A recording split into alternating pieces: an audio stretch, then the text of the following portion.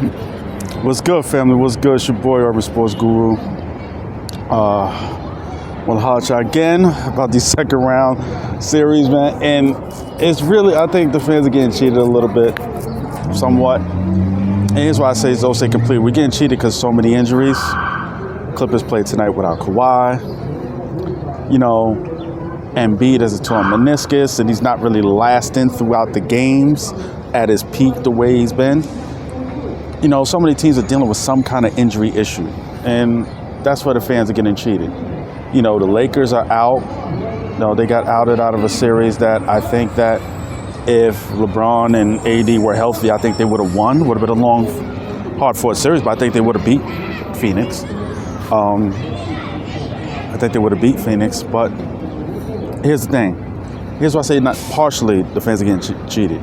Not completely, because I think we're going to finally get a naturally built championship team this year. Because of that. I don't think, I told y'all early in the year, early in the playoffs, my concerns about the Nets was injuries. And what happens when they play against a team, i.e. Milwaukee or Philly, that uglies the game up and gets physical. This is exactly what Milwaukee has done. They've uglied the game up and they've gotten physical. And now the fact that it's been so much injuries, Kyrie's always hurt, and you got James Harden, who never gets hurt. This year he's gotten hurt, and now he's hurt again. He's thugging it out, salute to him, but he's nowhere close to being 100%. You know, KD, what was supposed to be a super team, you built so top heavy, now it's just him on his own. Going against another MVP caliber player. Yes, he has his flaws, Giannis. With a good supporting cast. If you're talking about naturally built teams, you know, I mean, take the super teams out of it. Take super teams out of it. Lakers and the Nets. And you look at the normally built teams. The Bucks are just as good as anybody. They're just as good as anybody and has just as good a shot at the championship as anybody. And this is what we would see in the NBA if there wasn't for super teams. And that is why people are quietly rooting for the Nets to get smoked out of their Game 7. Some are not so quiet about it. Some are pretty loud, i.e. Charles Barkley. Shout out to Chuck. You know what I'm saying? But this is why, because you get sick of seeing like there's no drama. You want to, you get to see how, you know, how these guys really get to perform when you're going against an adversary that's in the same ballpark as you. You know what I'm saying? You're not really seeing that where everything is the leverage is so crazy the other way, where it's like you see when the other team decides to just snap their fingers. All right, let's get you motherfuckers out of here. You know what I'm saying? There's no real drama in that. Like when they had Miami had, you know, that super squad. You know, the Pacers gave them some series, but never did I think the Pacers would beat them. Never. Never did I think the Pacers would win. Never. Never. Because this was LeBron in his prime. You still had Wade close to the top of his game. I was never under the auspice thinking the Pacers could beat them. No matter how much they loaded up.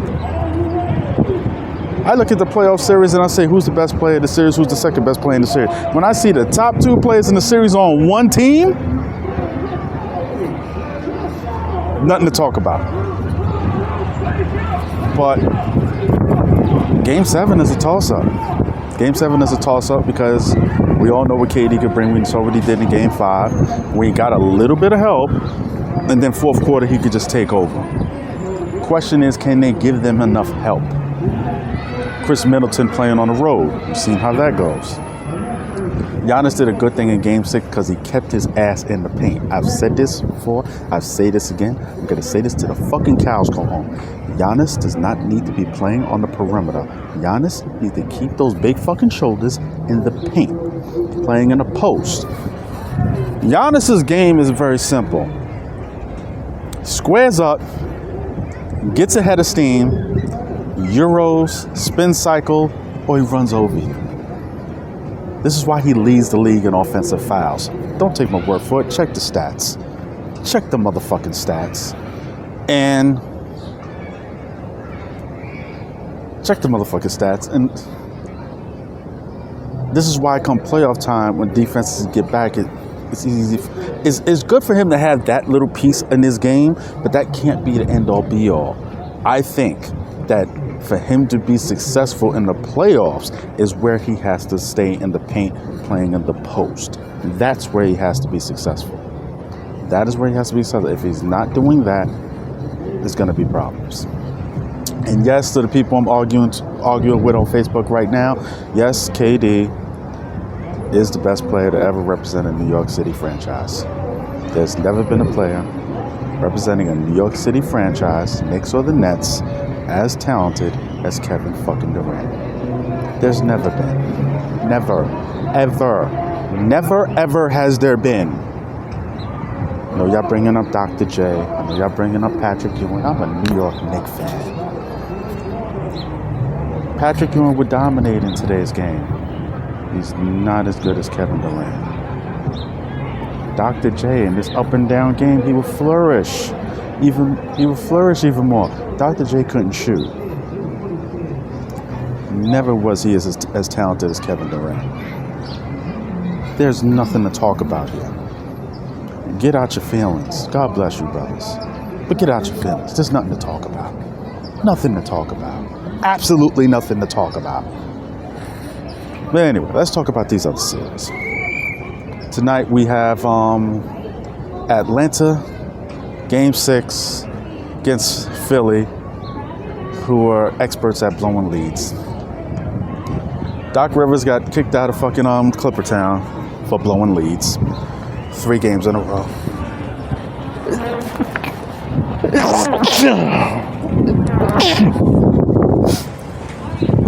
Got kicked out of Clipper Town for blowing the leads in the series they should have won.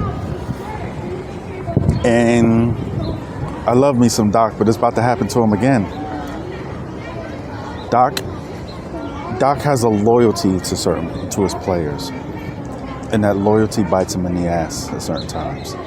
He's not making the proper adjustments. You have a superstar or a star player on your team that has major deficiencies in Ben Simmons. But the thing is, you have enough other pieces on this year's team to kind of make up for those deficiencies. Philly, to me, is a significantly better team. When Philly is there, and they got their starters in, they kick the mule shit out of Atlanta. This is why they get those leads. Atlanta cannot fuck with Philly. They can't. Philly is more physically dominant. They have more skill, and they have enough shooting, which they didn't have before.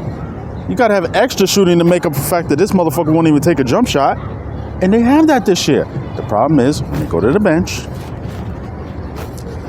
they slack when they come to the bench. And the fact that Doc doesn't make the proper adjustments in putting those bench guys in when he puts them in, then Atlanta starts building up momentum, and they start bombing away. Joel Embiid, he's playing with a torn meniscus. The fact that he's even out there, salute him. It's shown itself in the fourth quarter. So now you have to rely on Tobias Harris. Tobias Harris, to me, is at the same level of, say, Chris Middleton. You know, where he's not a superstar. He's all-star caliber, but not a superstar. But now, deep in the playoffs like this, you have to rely on him to be a closer. Can he do that? You have to rely on him to be a closer because, like, Giannis can't shoot. Giannis is at least a willing shooter. He's terrible at the free throw line. Ben Simmons won't shoot if you put a gun to his head. And is a horrible foul shooter. I mean, you have enough other pieces to remedy that. You have enough other... This is all on Doc. If they lose this series, this is on Doc. Nothing else. And it's sad to me because Brett Brown got ran out of town, deservedly so, might I add, for bad coaching decisions. I watched Brett Brown with this Philly squad piss away playoff games with bad coaching moves. Now I'm watching Doc Rivers do the same thing twice in this series by not making adjustments. Twice in this series already. If he does it again in Game 6, I love me some Doc, but damn. There's no fucking excuse. No fucking excuse. Philly should not lose to this team. Shout out to Atlanta for making it the series it is, because they can bomb away. They can shoot. This whole team, they can spread you wide. Trae Young can do his thing, and every time you breathe on that little motherfucker, So shout out to the Hawks. They doing their thing. But one of the things I love about sports, it's not about what it looks like on paper. You still got to get it done. This is what I love about sports. You still have to get it done. You have to get it done right then and there. And right now, the Hawks are getting it done. Shout out to them. Salute to them. Now, as far as the other series tonight, we have the Clippers, who PG-13, a.k.a. Playoff P, played like Playoff P in Game 5. Showed out. 30-yard points, 16 boards. He came and he balled out. Guess what? They need you to do that again. They need you to do that again. See, the positive of this is Kawhi Leonard gets load managed. So the Clippers have an understanding and somewhat of a comfortability in playing without him because he gets load managed. And so right now in the playoffs is not something they haven't done before. That's what's helping them. It's not changing much for them. Now they're going to be playing against a hobbled Donovan Mitchell. I do believe Donovan Mitchell is going to play. I don't believe their point guard is going to play. Mike Conley Jr. I don't believe he's going to play. But Donovan Mitchell, I think he's going to come and he's going to gut it out. I have a hard time believing he won't play. But Donovan Mitchell not at 100%, not putting up big numbers, and without Mike Conley Jr., this is a winnable game. This is a very, very winnable game. I couldn't believe it. This is a very, very winnable game. And it's a big step for the Los Angeles Clippers. A big step. Because if you could start off the Western Conference Finals with Chris Paul not playing at least Game 1 because of COVID protocols, y'all need to finish this series tonight. Because the longer this goes, if it goes 7, if you were to win, guess what? Chris Paul's probably going to be there for Game 1. Y'all need to finish business, handle business tonight. Tonight, nothing to talk about. And that's my take. It's your boy, Urban Sports Guru. I'm out. Salute.